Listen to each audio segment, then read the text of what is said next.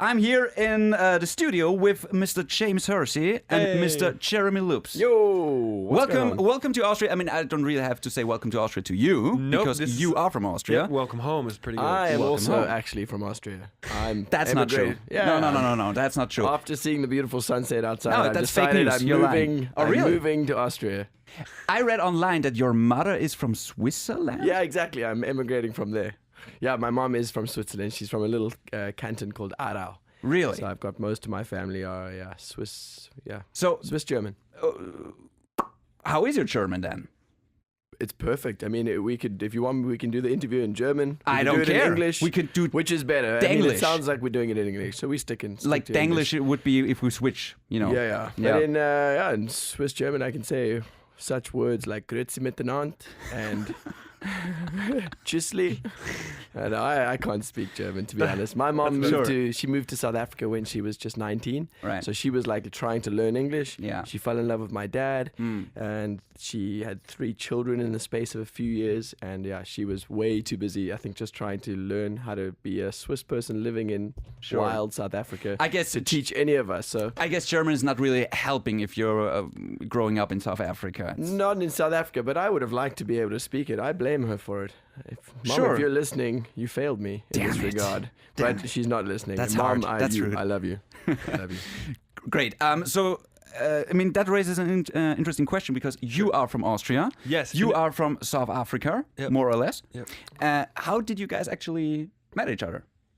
In South Africa. Well, yeah. Am I answering in English or am I speaking German? You can choose. I mean, maybe we should do the whole interview in English. It feels good. It feels good. I mean, Jim understands some German. Okay, we'll do.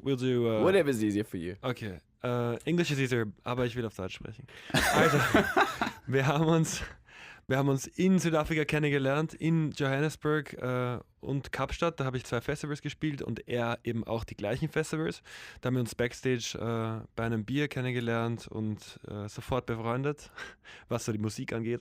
Und er hat mich dann eingeladen zu seinem Haus am nächsten Tag, weil wir ein paar Tage natürlich extra gebucht haben. In Südafrika bleibt man länger, wenn man mal unten ist. Wandern waren wir, gekocht haben wir, gejammt haben wir, viel Zeit verbracht, aber keine Songs aufgenommen. Und es war dann erst letzten Sommer, wo er mich besuchen war in Berlin, dass wir 2 Tage frei hatten. Einen Tag in meinem Studio und einen Tag in einem riesigen Haus mit Pool, am Dach ein Studio. Und da haben wir dann die Strophen fertig geschrieben für My People. My People, that's the new song. That's your first song together? It's the first collaboration we've done, yeah. It's the first song we even tried to write together. Right, okay. That's it, went for it and that was it. So how did that song happen? Who approached who? Was it like, I mean, you spent time together and then was like, hey, you make music, I make music, let's do a song together. Is it that simple? Writing music is like a relationship, you know, it needs to go both ways, and you have to be, both parties really have to consent to this situation. I've tried to write songs with a bunch of people before, and it doesn't always go so well, you know, like maybe one person is trying too hard, the other person isn't trying enough, and at the end you're left with some song that doesn't really sound like a song You can't force it. that either of you love. It's like just a, you know, and you can't force it. And what was cool about us writing together is that we had one day in studio first, like he was saying, and it just went super smoothly. And I think both of us were concerned. I'm coming from maybe a bit more of a folk background, folky style of music. James came from more like an indie pop style, and I think we were both concerned, do these styles find a halfway point? Do they blend? Can they mix? And it was perfect. It just worked so well that first day that the next day we agreed to meet at the mansion, and we finished the song by the pool in the sun. It was great. That's it. Yeah, I spent more time in the pool than recording actually. Yeah, I think Which is how all good songs are written. That helps. The best. That songs. helps. Yeah, best if you're songs. just relaxed. Yeah. I mean, what the hell do I know? But now this is your first song, and now maybe because it seems to work so perfectly, maybe you guys do an album together. You guys are planning to release more stuff. An album. I mean, that's a lot. That's like 10 songs or something. But James is still working on getting his first album out there. Yeah, I mean, really. and I have one album. Yeah. I have one out that's only in Germany, Switzerland, Austria that never made it over the borders. So my first worldwide album is still coming up. I think songwriting, like, it can be so formulaic. You can go into it wanting to do everything in the world and then get nothing done. It has to come from the soul. It has to be the right moment. I mean, it seems we caught the right wave at the right, At the right time. that summer. Yeah. Yeah. But I mean, when it comes to albums, because 1 or 2 years ago, I talked to David Guetta. You probably heard of him. He's a nobody. Yep. And I asked him why so many musicians nowadays, they don't seem to do albums. They only put out singles. And he told me, well, that's because of iTunes and Spotify. Everyone can create their own playlists and their own albums. So there's no really a need for an album. Do you guys agree with that, or is that? I think listening just changed. When I was a kid, you would listen to albums all the time, and then the days of LimeWire and Kazaa came and went, and Napster, and all this stuff. We started listening to singles. So it's like our favorite hip hop track, our favorite acoustic track, and I think that came back. It's always feedback between the creator and the consumer. And when people started listening to individual songs, then creators started making individual songs or shorter EPs. Like I've been making EPs for 8 years. Yeah. I'm just coming into the album. What do you think, Jim? Yeah, I think, I'm in agreement entirely, and the industry has changed a great deal, for sure. I mean, we saw the industry move away, like in the recent decade, from CDs, they just became irrelevant. Everyone moved on to digital, and that has changed a lot of the strategy. And like James is saying, it makes more sense for a lot of artists to make EPs or singles and roll them out and be able to deliver more content more often to this kind of generation of listeners, myself included, who are just like instant gratification. We want stuff now, and I don't want to wait for your creativity and your album. And I'm not going to look at your album art anyways, because I'm not going to buy a physical product. These are some of the situations, and I'm guilty of it myself. I follow certain like songs, I don't even know that they're actually belonging to which artist, because they're just on my mixed playlists, and then one day I'm at some festival and I hear the song, I'm like, I love this song. And they're like, what? Who is it? I don't know where it's coming from. Which stage? And that happened to me. Yeah. Yeah, you've had this experience. And then you're like, oh, damn, I don't even know the names of the bands who I listen to anymore. Isn't it? Yes, this is what my point is. Yeah. The point of my story is that I think there's just the way that like records, like LPs, like vinyl, is making a comeback. I think the idea of full-length albums is already probably making a comeback, and even though it's only been gone for a few years, I think more and more, like I certainly think that from a live perspective, the audiences that come and watch you live, the people that I, as a live musician, I really care about these people. Like who comes to watch me? Those people care about albums. They care about like the in-between songs, the songs you write that you don't intend to put on radio, the songs you wrote that aren't formatted at 3 minutes 30 seconds perfectly, only 4 chords, and and on my albums, both of them have these kind of songs, the deep cuts, song 9, 10, 11, 12, 13. These songs are not going on radio, and your audience know that. So I think somewhere there's, and I know that's why, James, you were saying you want to get an album out, because from a creative point of view, you have to dig a little deeper. You have to kind of... And you can actually tell a story, maybe. You have to... Because one of my favorite albums of all time is American Idiot from Green Day. Yeah, of course. There's this one song, or there are 2 songs, Cheese of Suburbia. The song is 10 minutes long, but it's so great because it has like 5 acts, and Homecoming is like the end of the journey, and Cheese of Suburbia is like the start of the journey, and it's so great. And if you listen to that album, it's like reading a really good book or watching a movie. Exactly. So awesome. And that's a really good thing? analogy. Yeah, that's really good. I think that's something that what you were describing before, like hearing that song, and not knowing who's singing it. That's something that I've been a victim of since the beginning. Songs like, even if it's How Hard I Try or Miss You, which is completely written and produced by myself, and especially coming over obviously worldwide, people don't know who I am. They don't know the voice. They haven't connected it. Yeah, that's why I'm putting out my first vinyl release now, which I hope people are gonna love. I just got the first photos of it. It's coming in March, and then finishing the album. And end of the year, I'll have the first worldwide album. Yeah, the first full thing. It's so important, man. And I think like we're discovering some pros and some cons here. This is a proper discussion. It's a deep talk, baby. Yeah, this is really deep. This could go on an hour probably. Deep talk for the radio. Sure. Yeah. But I think just to end this one discussion, I think Ed Sheeran did a really awesome thing with his last album with Divide, because every song was just awesome. And every song just, you can make an album and every song is in the charts. that can happen, but I don't know how you feel about that. If you're Drake, it's more because of sales in that case, and less because of the greatness of the song. It's more how that happens when an artist is supremely popular. And Totally. Sure.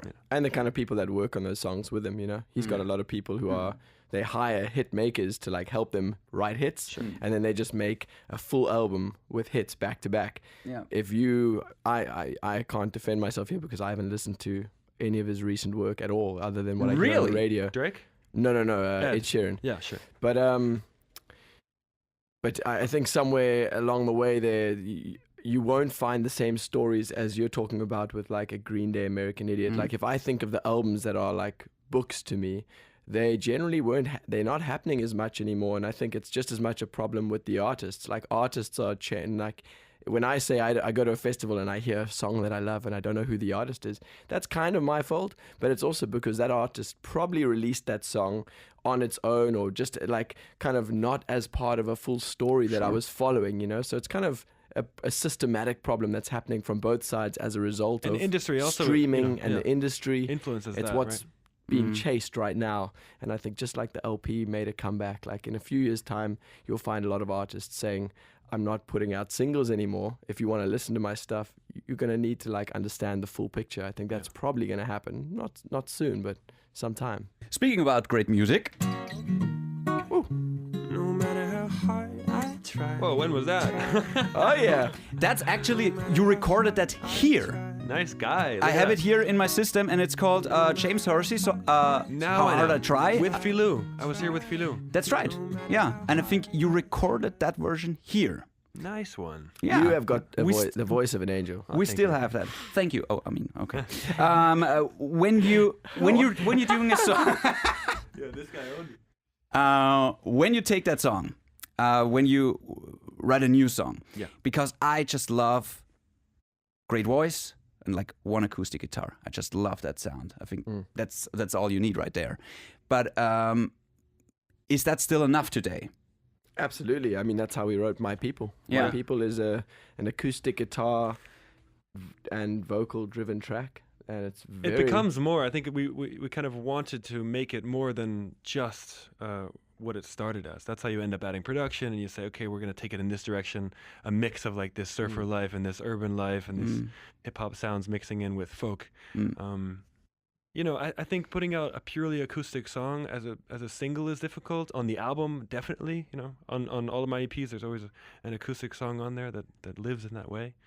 But produced music, I want to put more personality behind songs. Sure. Is there any pressure at all, like someone coming and say, "Oh yeah, that's great, but we need more like EDM sound. We need more beats so that people can play the song in the club"? Is there pressure, or is that? No, I mean, so Jeremy's not affiliated with a label in a major way, right? You run your own operation completely. We're an independent act. Yeah.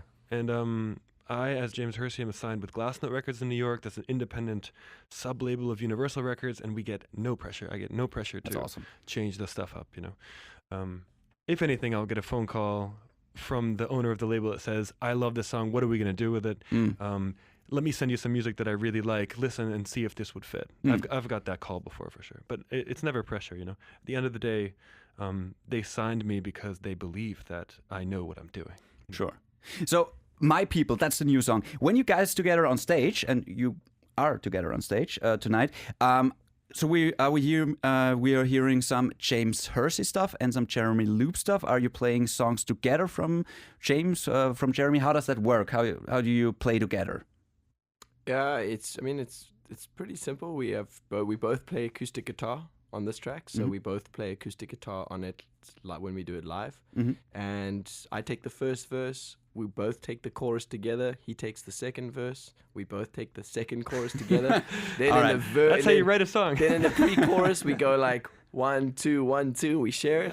It's like that. So we'll be doing it like that later on. And we've been playing it every night on this tour as well. And James just jumps on stage with me and my band play it with him. And it's been going down really well, man. The crowds are singing it back to us. And it's landed really well with the audiences here, which is cool. It's nice to hear that people know the words already as well. So they've been listening. Yeah, man. It's growing fast in our communities, which is nice. We have an acoustic guitar here. And as I said before the interview, I learned guitar to, maybe one day maybe I could impress a girl with that. Yeah. So I was wondering, in your opinion, which song is the best? Which song is the best to impress a girl? To impress a girl. Like the best period song ever written. Just the period. I mean, I started What's playing that? guitar because I just loved, like, I thought it was really cool. I thought it was super cool to play the guitar. Right. It wasn't so much about girls as just holding a guitar. I mean, sure, but no, for me it was the girls. Scratch back the layer of those lies, James. Come on. And you might just Let's do it. find that you also started playing the guitar for girls. Possibly, yeah. Go back in time. I mean, it works. I started I playing the guess. guitar because I was studying a finance degree and I had to do the most boring subjects and it nearly drove me crazy. And I literally, when I found the guitar was like my girlfriend. I didn't think about anyone else for like 4 years while I studied this business degree.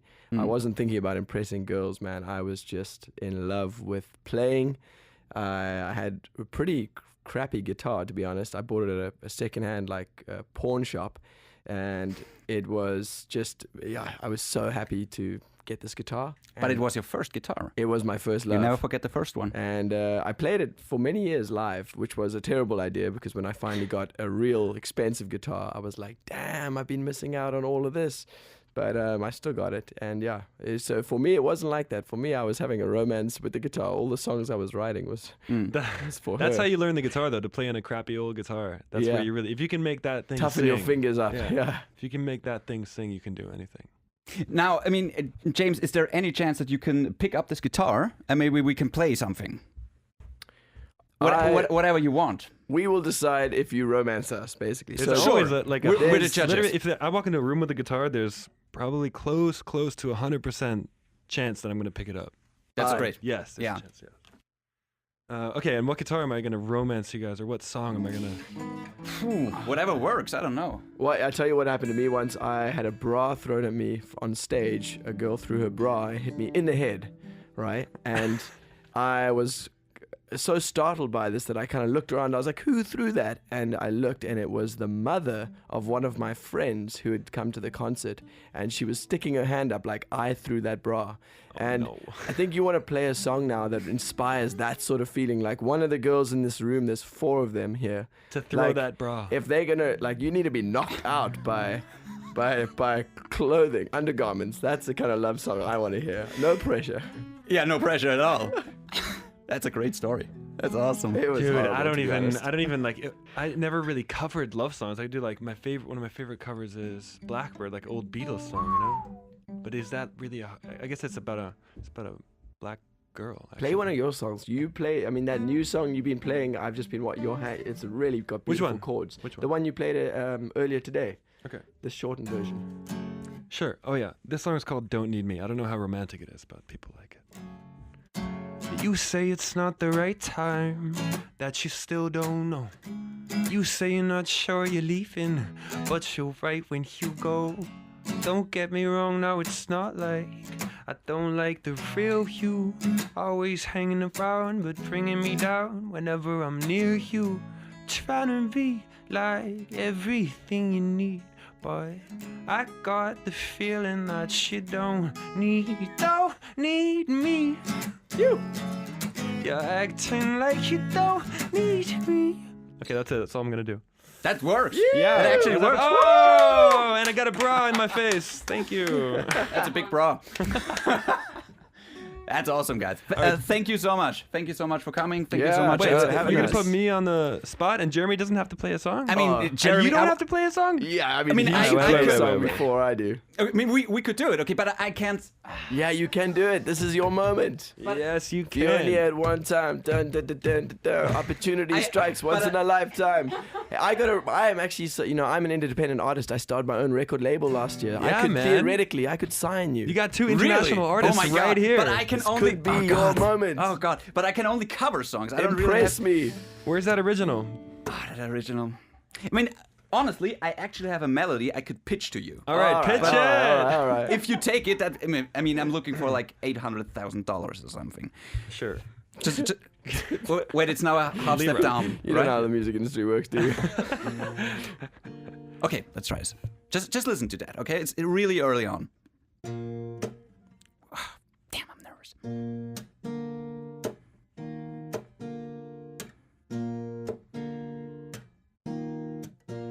Oh, Yeah. is there a melody to this? I mean, have you got words to this yet? No, not at all. Not yet. Yeah. Well, you got a beatbox, bro, over there. Oh, yeah. Wanna hear that song again? Wanna know the chords you play? I can't see you from here. Oh, yeah. Wanna hear that song again, boy?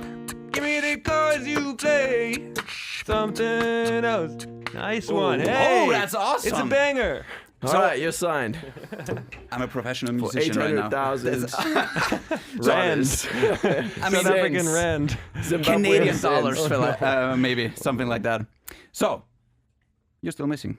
Oh, yeah, Jeremy, get Can up. I Oh. duck out of this just because Okay. my voice is not feeling its Yes, strongest? I And need also, you. I feel like I see, okay. Yeah, you and I have to go perform upstairs now. Save it for the show. and Save we it for are the we're show. going to save it for the show. That's awesome. I think That's great. Okay. this Get has it. been so entertaining. This has been the most entertaining radio interview I've done in a long And, time. and Oh, it thank you got so really much, deep. guys. It got deep, which Yeah. is nice. Yeah. I We just want to appreciate like, that. hey, about this show that we're playing on Saturday. Why don't you tell them, Joe? Yeah, well, we are playing a show on Saturday. We're playing Yeah. a massive show right here in the city. What's the name of the venue? Arena. It's the Arena. Arena. I've been there. And yeah, are you coming to the show?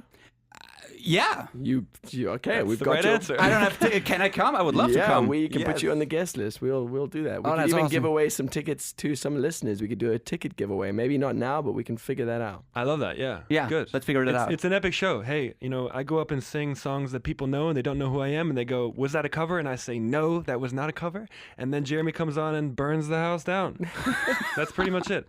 Almost. Yeah. Yeah, We have it's cool. I've got my whole band with us, and I've got a rapper from South Africa and a guy on the saxophone and like a drums, and it's just a wild mix of kind of like Afro folk, upbeat madness, and it gets pretty wild. This you'll see some fireworks. I mean, literally, there'll be fireworks. I'm telling you guys, I would love to come see you there. Yeah, I well, hope that you've- works. And I can't wait for the Energy Live session with James Hersey and Jeremy Loops. Thank you so much for being here. Thank Thanks you for guys. having us.